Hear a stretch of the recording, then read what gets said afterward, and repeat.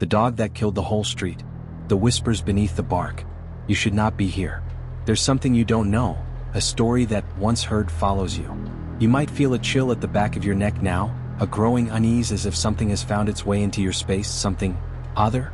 Listen carefully, for what you are about to hear will make you question every sound, every shadow, and every creak in the night. Before you go any further, you should know this. If you finish this story, it may not let you go. The events you're about to hear are too unnatural, too terrifying to be spoken of in the light of day. This is no tale spun from fantasy. No, this is a tale of something that should have never been awakened. And now that you're hearing it, now that you've started, you're already a part of it. You've been warned. There was a street, a quiet suburban lane, tucked away in the corner of the world. No one thought much of it. The houses were small, the lawns neatly trimmed. Families walked their dogs in the afternoons, children played hopscotch on the cracked sidewalks. It was a normal place.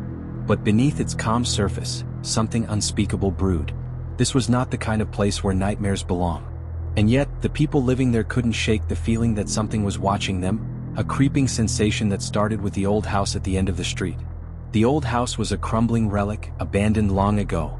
No one dared to live there, but the lights were always on. At night, the dim glow from the windows seemed to breathe, like the house itself was alive. No one spoke about it. The neighbors simply avoided it, even when the wind carried strange sounds from inside, sounds that didn't belong to the house but something much older.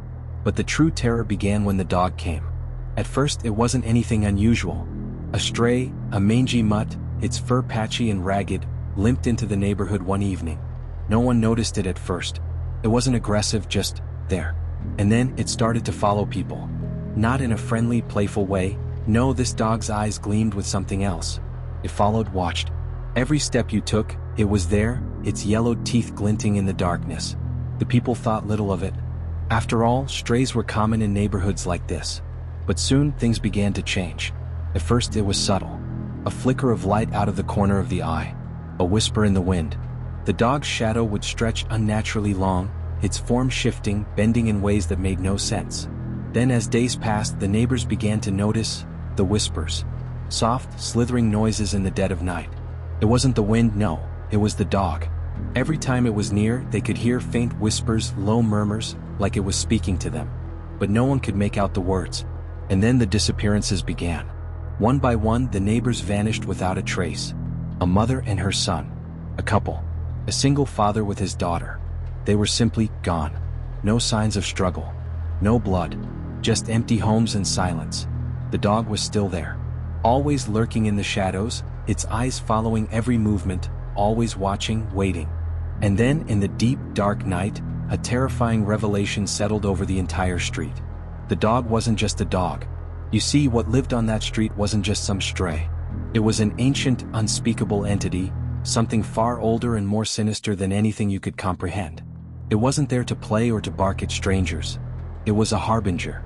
A creature summoned from the shadows, drawn to the living by its hunger for suffering. And now it knew you were listening. You can feel it, can't you? The hairs on your neck prickling. A sense of being watched creeping over you. The whispers in the back of your mind, just out of reach but growing louder. The shadows around you thickening. The dog was never just a dog. It was the street's curse, and now it's hunting. Not just for those living there, but for those who hear the story. You started it now. And once you hear the next chapter, you may not be alone anymore. If you dare, stay tuned. But know this, you will never forget it. Make sure to subscribe, because the story is far from over. The final howl. You didn't think it would stop, did you? You felt it, the cold breath of something sinister still lingering in the air, as if the story had crawled under your skin, never to leave. It's too late now, and as the tale continues, you'll come to understand the true horror, the horror that now follows you. The nightmare has begun, and there is no waking from it. What the neighbors failed to understand was that the dog, the thing that roamed the street, was never bound by the same rules that govern the living. It was a creature from another time, another realm, drawn into the world of the living when the cursed house at the end of the street was disturbed. It was not simply feeding on fear, it was the source of the terror, a living, breathing nightmare that thrived on human suffering. As the days passed, the remaining residents of the street grew desperate. They had no idea what they were dealing with, but they felt it, the weight of an evil that could not be escaped. Whispers spread, carried by the wind, as if the very air had been tainted. People locked their doors, bolted their windows, but it didn't matter. The dog always found them. It was always there, lurking just outside the flickering light, its eyes gleaming like embers in the dark. And then, the night before the final disappearance, something changed. The dog, if it could still be called that, no longer crept in the shadows. It walked openly, its form twisted and grotesque. Its skin hung from its bones, stretched tight and sickly pale. Its eyes, once yellow, had turned an unnatural shade of black, a void that swallowed all light. It no longer followed people, it hunted them. Every scream it tore from its victims only seemed to feed it more. The last person left on the street was a young woman named Claire. She had seen what the dog could do, she had watched as her neighbors' homes were emptied of life. There remains nothing but whispers on the wind. But Claire was different. She didn't run. She couldn't. It was as though something had connected her to the curse of the street, a bond that couldn't be severed. Her fate had been sealed the moment she set foot on the lane, and she knew it. The dog came to her house that night, slinking through the cracks in the door, its breath hot and fetid, filling the room with the stench of decay.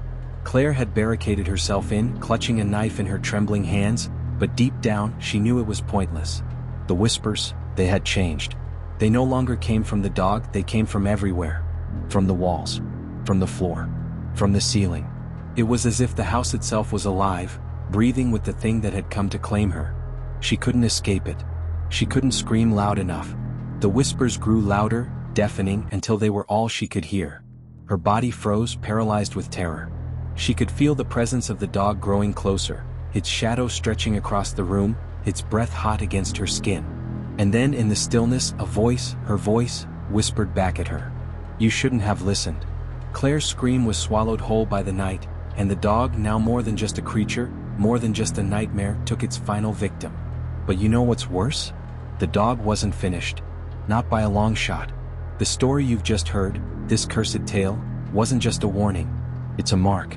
You're not hearing this by accident. This is no ordinary story, it's a call, a beckoning. The dog is always hungry, always hunting, and now it knows about you. You are no longer a mere spectator in this twisted horror. You have been drawn into its gaze. The whispers, they will follow you. Do you feel it? The weight of the darkness pressing in? The feeling of something just beyond your reach? This is where the story ends, but the nightmare is just beginning. Now that you know, it will never let you go. If you've made it this far, you've been marked. The dog is coming. Make sure to subscribe to my channel because you'll want to be here when the shadows move again. You've entered the realm of the cursed and there's no going back.